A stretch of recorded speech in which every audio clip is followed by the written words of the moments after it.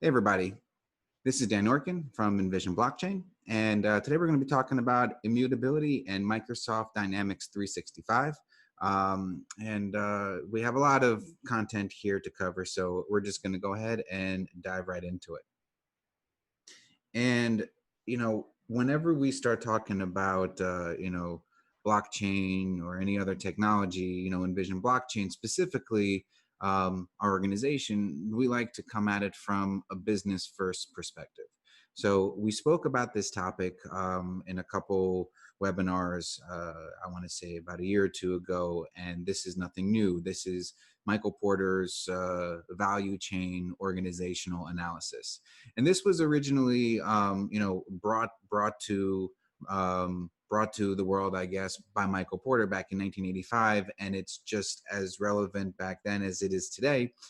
And the value chain, what that does is it takes a look at an organization really from, a 30,000 foot view, where you could have thousands and thousands of different, inputs that go to outputs, right? The manufacturing process, the sales and marketing process.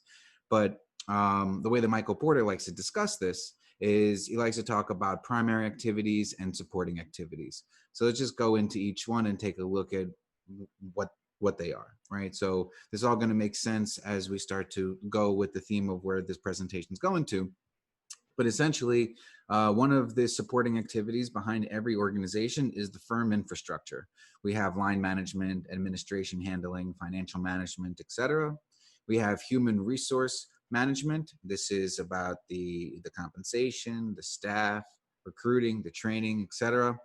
We have the technology development, IT, technology innovations, improvements, and the development. We're going to really focus in on this further down the presentation. We have procurement. This is also going to be a big part of the presentation as it relates to suppliers, agreements, services, pricing, etc. We also have primary activities, and primary activities deals with the inbound logistics, the production, the outbound logistics, marketing and sales, and service. And when you take a look at it, this is one organization, right? So this is if you're in manufacturing, if you're in services or something along those lines, this is going to be very familiar to you.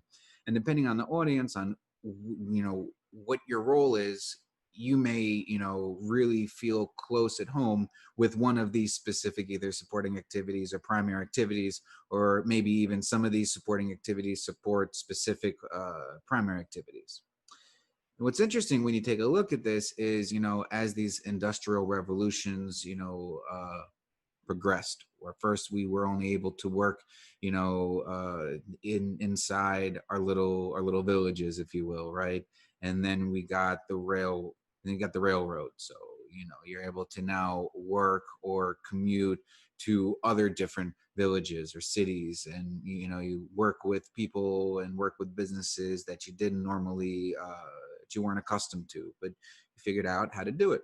And then we have communication grew. You have the internet, you have phone lines, you have fax, you have email, you have planes, right? And now you can work with anyone that you need to across the world, right? So this is kind of where we get to with this globalization and the decentralized operations, right? So decentralized operations really is nothing new. And just to kind of give you a view again, and we're going to bring back this view of Michael Porter's value chain with one specific organization. So if we zoom out, we now have kind of a view of decentralized operations across different organizations, right? So we have one company with maybe a service department that's working with the inbound logistics of another company, right? So decentralized operations, nothing new to us. This has been going on for years and years and years. But decentralization, as it relates to decentralized operations, it faces challenges, right? So we're going to talk about two case studies really quickly just to kind of get us into the right frame of mind. And one of the case studies is with this organization called Tech Data, large organization. And a couple of years ago, they had this Tech Data gray log management server that ended up leaking system-wide data.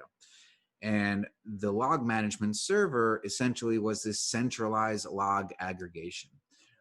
What it was used for is that any single time that there was an error within any tickets that happened internally with an organization, there was a log event that happened, right?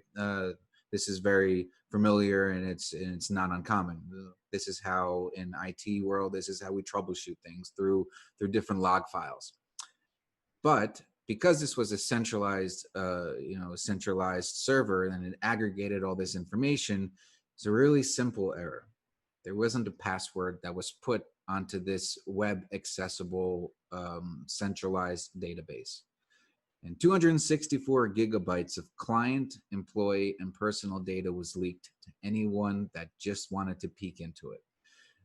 Some of the information, sensitive information that was leaked was private API keys, bank information, payment details, usernames, unencrypted passwords, full names, job titles, email addresses, postal addresses, telephone numbers, fax numbers, etc. Right? So, having a decentralized operation, but you had a centralized log aggregation, it led to challenges that are very costly. And, on top of just the data that was leaked, it was also, there was also leaks as it related to, I'll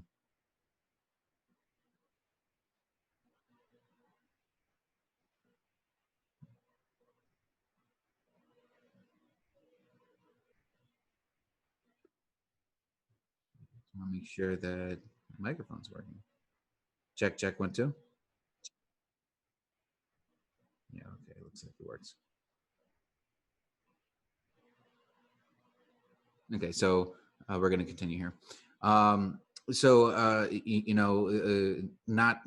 just the sensitive information was leaked, but also, in information around ERP configurations and system configurations, because this log management server connected to their ERP system. So anyone could now start to see, payment details, who was working with who, what's configured back in there, what kind of processes are there. And, this kind of leak is definitely unacceptable.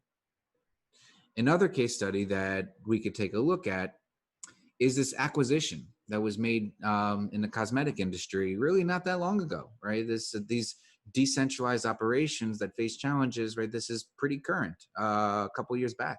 So Revlon was on a path of major acquisition and wanted to acquire Elizabeth Arden. And what's interesting is, this is not an ERP challenge per se, but what happened was this. Revlon was a very big Oracle ERP shop, and Elizabeth Arden is a Microsoft Dynamics shop.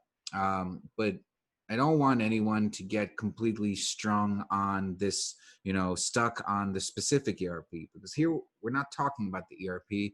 And actually, whatever ERP that you see right here, you can just replace it with the system of record. It doesn't really matter what the ERP is for this moral of the story. But what happened is, during this acquisition, the powers that be decided that it was a good idea for them to actually get rid of both of their system of records and merge into one system. And we're not going to name what that new system of record was. It wasn't Oracle or Microsoft Dynamics. And again, that's irrelevant. It's not the point. The point is that the crossover between this new ERP implementation, they lost out. They lost out on the RFPs. The RFPs that were sent were completely lost. And because of that, they weren't able to actually fulfill the orders in time. I believe that some of the millions in lost sales equaled around $64 million of lost sales. On top of that, once the crossover finally happened and they were able to catch up and fulfill those orders, they had to then provide expedited shipping fees. They also reached, had other unanticipated expenses. So there was lost sales, expedited shipping fees. And on top of that, in 2019, the stockholders were not happy about that. There was legal action that was placed into it. And you'll see exactly in this presentation on why the specific system of record that we're talking about, it doesn't matter. but these, in the presentations that were leading up to this specific one, everyone was talking about Baseline, and we're going to be talking about what the Baseline protocol could do and how that's integrated with Microsoft D365. But what's important to note is that, there are certain methodologies that are now available that will prevent these kind of issues from happening. And let's dive into what could prevent this in the future. So this is where we like to say that finally, we're at the point right now where decentralized operations actually meets decentralized applications. Okay, so this is a slide that we used in the past. And it's, again, we can keep on talking about this until the cows come home, because this is as relevant as it was in 2018 to now. And what we like to say is that we have existing technology and we have new technology. And if you remember the Michael Porter value chain that we were talking about, the supporting activities and the technology development is something that's going to help out the value chain. So at the very base layer, what I like to say is kind of level one. We have our cloud platform. This is like your Microsoft Azure, if you will, your databases, your Postgres, your containers, your Dockers, right? Your integration services, webhooks. We know all this. This is nothing new. This is something that enterprise organizations, small businesses, all businesses, this is what they rely on. And it's already, people already cut their teeth on it. This is proven and it's already implemented, and companies rely on this day in and day out. But now on top of that, now we have this new technology, right? In the past couple of years, we have this blockchain network. We have private networks, we have public networks. That's kind of irrelevant for this particular conversation, but just know that there's this level of, new technology. And then I'm also going to throw, we have smart contracts that go into this blockchain network, right? These are your decentralized applications, essentially. Okay. But then we kind of sandwich that all together. And then we have our line of business applications. This is your user interfaces, your web apps. And this kind of cylinder model that we have right here, this is your entire end-to-end solution. So when decentralized operations meets decentralized operations, you get your entire end-to-end solution that organizations can rely on to prevent issues like what the two case studies that we just mentioned earlier. So what do we like to say right now is don't be afraid of Mainnet, right? Very important, because we have this new baseline protocol that was just launched a couple months ago. It was something that started, about 10, 11 months back, where Microsoft, EY, Consensus started this, launched this open source platform called it was an open source project rather, and it is called the Baseline Protocol, where there's been a lot of misconception as to what the Baseline Protocol is, and you'll see as to why we're talking about this in the next couple slides. But the Baseline Protocol, as you can see right here, is not a product or a solution. It's a B2B transformation pattern, right? Where what we're doing is we have, let's say, company A is on one system of record and company B is on another, and we're using a mainnet over here as your common frame of reference. So again, it's not a product, it's not a solution, it's a methodology, it's a cookbook, it's a pattern, if you will, and we'll explain kind of how that looks like. So what is baselining? Essentially, baselining is when you have two or more systems that store data and they run business logic in a verified state of consistency. So in simple terms, what does that mean? Is you have your ERP system, let's call it Microsoft Dynamics 365. You have your baseline stack, and you have some other organizations that you need to work together with. And they can be connected via mainnet, as long as you're implementing, let's call this the baseline stack. So SAP, or Salesforce, or Oracle, as you've seen, also Google Sheets. You can do it with Excel. You can do it with a database. It doesn't matter. Any sort of system of record that needs to be consistent with another system of record, we call that baseline. So out of this baseline project, we have Radish 34, which is essentially the first reference implementation that leverages the baseline protocol. And it follows a very simple pattern where we wanted to show a procurement type of use case where one organization sends an RFP, another organization receives the RFP, sends the proposal. There's an MSA that happens, but we'll just bypass that for a second. And then once that proposal is agreed upon, the MSA is signed. One organization, which would be the buyer, then sends the PO, right? Purchase order. And that was first implemented using a custom portal, right? So as you can see, there's a custom web app. You can go to the Baselin protocol, GitHub repo, simple command. You run it locally on your computer, and you can see what's happening. So what happened was Envision Blockchain, Provide, and Unibright, and others collaborated and put together a demo. It was a demo that was mentioned earlier in this presentation, but essentially this was, okay, let's not use the custom web portal, but rather let's use now some real systems of record, and let's call that SAP and Microsoft Dynamics, and let's showcase how you can do the same exact RFP to proposal to the PO, leveraging the Baselin protocol, while communicating within these systems of record. So essentially, what we have right here is this demo flow. So we have the SAP system sending the request for proposal, the Microsoft Dynamics 365 system receiving the proposal, receiving the request for proposal, answering it via proposal. The purchase order then gets approved, sends back. Microsoft Dynamics 365 system then is going to trigger the sales order. Okay, so this is very simple. But what's interesting is we could dive in a little bit further, and now let's talk about Microsoft Dynamics 365 and why Envision Blockchain thought that that was just right for the pickings, right? And when you take a look at this Michael Porter value chain and organization analysis, you could see that within these supporting activities, from HR to sales and marketing, logistics and production, the Microsoft Dynamics 365 ERP has so many different business apps that fits what an organization would be using on a day-to-day basis, right? And again, what we like to say is this is part of your existing technology. Dynamics 365 is not new.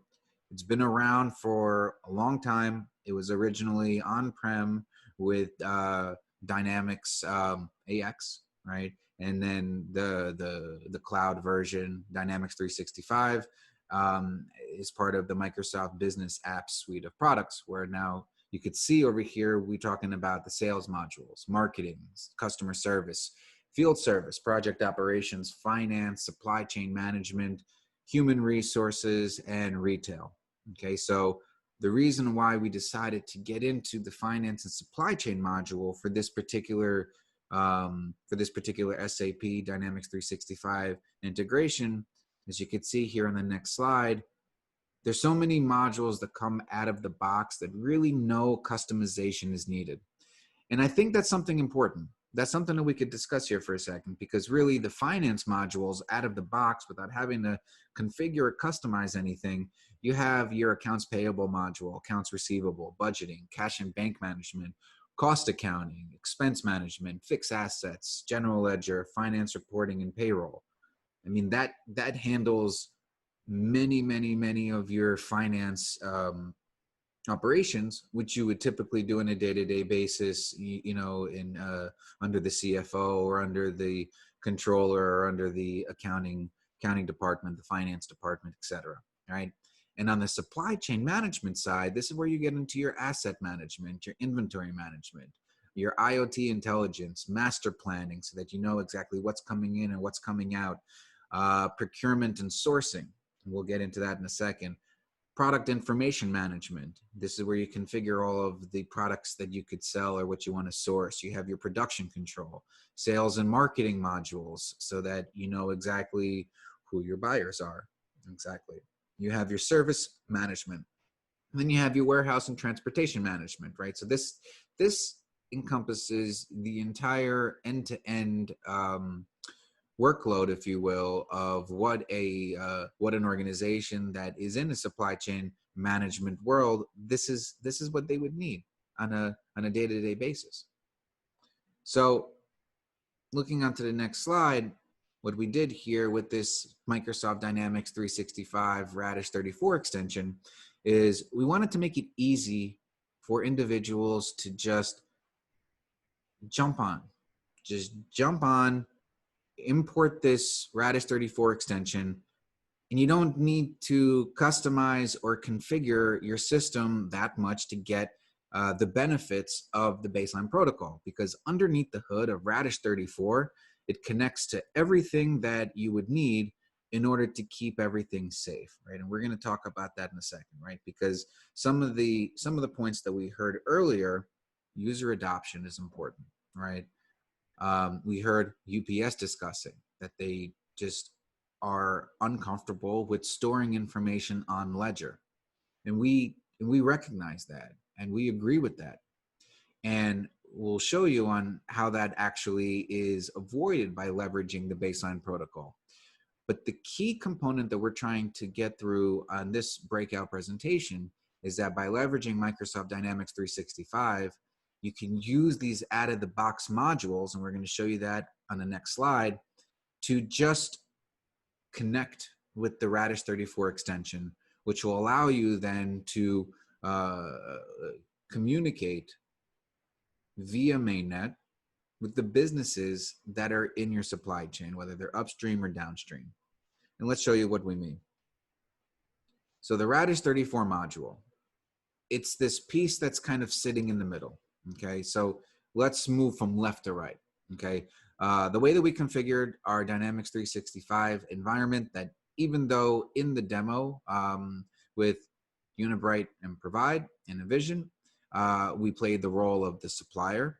When we created the extension, we wanted to make it conform to both buyer and suppliers, because even if you're a supplier, chances are you probably are going to have to be a buyer at one point, right? So that's one thing to consider. But out of the box, without having to configure anything new, a buyer would typically use the procurement and sourcing module. They will also be using the request for quotation module. That's Dynamics 365 version of an RFP. They're also going to be using a purchase order module. They're also going to be using a vendor module, because the vendors are essentially who are going to be your suppliers. And you also have this product information management module that contains products. So you can put in your items, your SKUs, etc. And these are the products that you would be looking to buy. Again, all of these come out of the box. No configuration necessary. Next would be the supplier side. So if you're a supplier, you would be using the sales and marketing module, which would include the request for quotation. It would also include a sales order module. It would include the customers, where the customers are essentially the buyers, and then would also include the product information management module, which includes the products. So for example, if this buyer was looking for a particular item, a particular SKU, then it could match the products that are inputted input in this module, right? So the way that the flow works is that there's a request for quotation. It hits this Radish 34 module. It creates a new object, right? So our extension does that for you, creates a new object for you, right? So that you don't have to worry about that. Essentially then gets outputted into the request for quotation. So someone as a supplier can go into their day-to-day module, pick it up right away and answer it just like they normally would. It would then get sent through the Radish 34 module, essentially creating a new object called a proposal, which would then show up in the buyer module in the request for quotations. The buyer side, on the procurement side, would log in, do what they do on a day-to-day basis, and then would be able to create a purchase order if that's, if that's approved. The purchase order then would get sent through the Radish 34 module and then end up in the supplier module as a sales order. At that point, it really all depends on your business process, but all that, this part happens off chain, and the request for quotation happens off chain, and the original proposal happens off chain, and the agreement happens off chain. All this is off chain. What we're going to talk about is actually the decentralized part. Right now, everything is traditional systems. I haven't yet mentioned anything that remotely should sound like blockchain. And that's kind of the key point, right? So in order to make this demo happen, in order to make this work, what needed to happen is that there was a whole series of backend services that's part of this Radish 34 module that nobody really sees. And as a user, you don't really care about this, right? You just want to make sure that you're not missing out on RFPs. This is huge, right? This is the issue that we saw with Revlon over there, is that they missed out on the RFPs. You don't want to miss out on that. You have your, right, so let's go ahead and take a look at the backend services, which is happening in the Radish 34 module, where we have our Dynamics 365, right? That's kind of a given. We have our Envision plugin, which is the Radish 34 module, essentially. Then we have series of other, again, not decentralized applications. It's all typical stuff, right? We have our NAT server that I know that we heard about before. We have the Redis, we have Postgres, we have a Unibright proxy, Socrates, which is your zero knowledge proofs. Again, this doesn't have to be on chain, right? This is off chain. You have your Bull.js, which is a queuing system. You have your Merkle tree. You have your MongoDB. You have your provide services, okay? Now, the decentralized part comes with the blockchain client, which for the demo, what we used was Nethermind. And let's dive into that for just a second. So when we extrapolate that and we take a look into it, really, this is the only decentralized part that we see, okay? And it's extremely important. It's small. It's boring, like we say. This is the mainnet component. But what happens when it's deployed, here's the series of smart contracts that we were talking about. This is your new technology. Here's your series of contracts that are deployed in order to make this a decentralized application. Okay, so we have your ERC 1820 registrar contract. Again, if you're using Mainnet, you don't have to deploy that because there is already an ERC 1820 for you to grip onto. But let's just say that you're starting from scratch. Let's say we're in POC phases and we're deploying this locally or maybe in a testnet environment or something along those lines, and you want to deploy your own, you can. So deploy the 1820. That allows you to now deploy the rest. And you have your organization management, which is controlled via the org registry contract, which handles your permissions, your roles, etc. You have now your process and privacy management, which is handled via the verifier contract and shield contract, which is really interesting. This is a pairing of the two that provides this privacy that was introduced in Zcash and was also introduced with EY's Nightfall. So we took two of the two, we put them together, and that's what allows you to keep the atomic compartmentalization. These are the workflow steps that we always were talking about, that the only individual that needs to know what the hash is will get, for example, notification of that hash. Okay. We also have contracts for token management. For tokenization, for example, if you want to tokenize the PO, you can use an ERC 721 contract. If there was maybe a monetary, maybe you want to pay something out in a ERC token, we could do that with an ERC 20 contract, or maybe you have a multi-token contract. So we have here the ERC 1155. Could definitely add on to that, but this is just for demo purposes where we are right now, right? With these three components. And part of this smart contract architecture, what we wanted to say is that here, like, we don't have to worry about the org registry contract. We don't have to worry about verifier and shield contract, because from a business perspective, good luck explaining that to your C-suite. The way that we would explain the smart contract architecture is that we have organization management, we have process and privacy management, and we have token management. It's really that simple. Okay? So the next component, we wanted to bring this back to kind of, a little bit of a unity. This is what we showed you earlier. So again, this is where decentralized operations meets decentralized applications, right? So again, we had our new technologies, we had our existing technologies, and then we had bundled in the middle, we had our new technologies. And if you take a look at how this maps out with what we did in our demo, we have really the existing technologies. You know, we have Microsoft Azure, it's the cloud where this Dynamics 365 world is really sitting in. We have MongoDB, we have zero knowledge proof containers, right, etc.